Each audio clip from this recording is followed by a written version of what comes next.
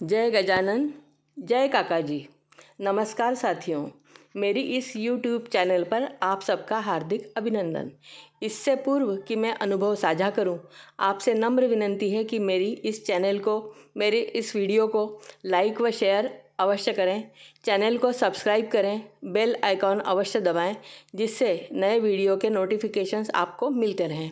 आप अपना कोई अनुभव हमसे शेयर करना चाहते हैं तो मेरी ईमेल आईडी पर लिख भेजें।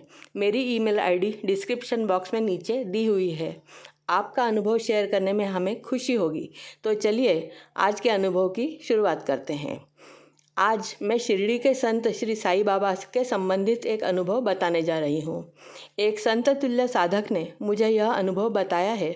उन्होंने उनका नाम न बताने को कहा है, इसलिए यहाँ उनके नाम का उल्लेख नहीं है।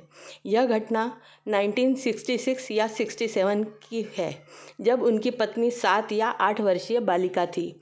घटना मध्य प्रदेश के किसी शहर की है। बालिका को अचानक बुखार आया, बुखार भी लगभग 160 डिग्री। बालिका बेहोश हो गई। उसे वहाँ के सरकारी अस्पताल में भर्ती करवाया गया।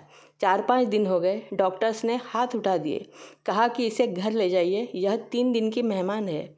निराश परिजन उसे घर ले आए। आयुर्वेद, होम्योपैथी जैसे इलाज भी फेल हो चुके थे।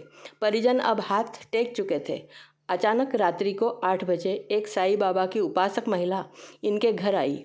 वे शिरडी साईं का फ़ोटो लेकर आई थी। उन्होंने वह फ़ोटो बेहोश बच्ची के सिरहाने रखा व अगरबत्ती लगाई। शिरडी साईं बाबा को बालिका के ठीक होने के लिए प्रार्थना की। उसने परिजनों से कहा कि मैंने साईं बाबा से प्रार्थना की है, आप भी कीजिए। उनकी कृपा हो गई तो बालिका ठीक हो जाएगी। परिजनों के पास कोई अन्य विकल्प तो था ही नहीं, तो उन्होंने उस महिला की बात को स्वीकार किया। दूसरी सुबह 6 बजे बालिका का बुखार कम हो चुका था। उसने आंखें खोल दी। इस बात से सभी चमत्कृत थे। बड़ी होने पर बालिका साईं बाबा को मानने लगी। जब वह 23 वर्ष की हुई तो उसके विवाह के लिए वर संशोधन प्रारंभ हुआ। इस युवती ने शिरडी जाकर साईं बाबा से कहा कि मुझे ऐसा वर चाहिए जो निर्व्यसनी हो, MBBS डॉक्टर हो व श्रेष्ठ गायक भी हो। इस घटना को साझा करने वाले व्यक्ति स्वयं डॉक्टर हैं व वे उन दिनों मुंबई में मेडिकल ऑफिसर थे, दत्त भगवान के उपासक थे। जब उनके पास यह रिश्ता आया तो वे श्री अप्पाजी सावंत जी के पास पहुँचे।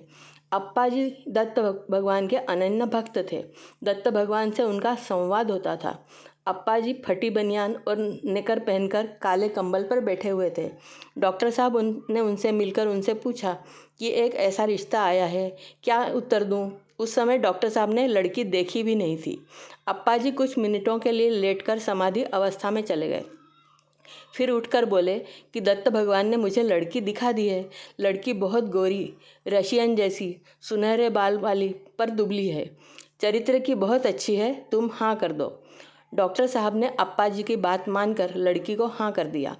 ऐसे उस युवती को विशिष्ट इच्छानुसार वर भी प्राप्त हुआ। डॉक्टर साहब MBBS, शास्त्रीय संगीत में निपुण, एक निर्व्यसनी व्यक्ति हैं जिन्हें दारू, सिगरेट, पान, तंबाकू, गुटखा जैसा कोई व्यसन नहीं है।